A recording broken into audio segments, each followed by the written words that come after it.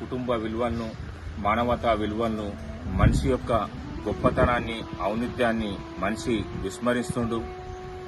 మన కుటుంబ వ్యవస్థలో ఈరోజు మనం చూసినట్టయితే కుటుంబాన్ని విశ్వసించడంలో ఒక ఇటుక లాంటి తల్లి, తండ్రి లాంటి వాళ్ళు ఒక్కొక్క ఇటుక పెంచి ఒక భవనాన్ని నిర్మించినట్టుగా మన కుటుంబాన్ని నిర్వర్తిస్తారు.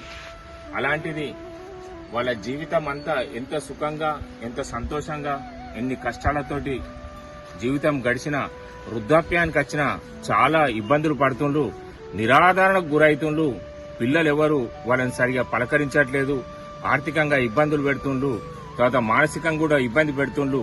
మనిషి ప్రేమించడం, హ్యూమనిజాన్ని, మానవతావాదాన్ని ప్రదర్శించినంతసేపు మనిషిగా ఉండలేడు, మనిషి రాక్షసునిగానే ఉంటాడు.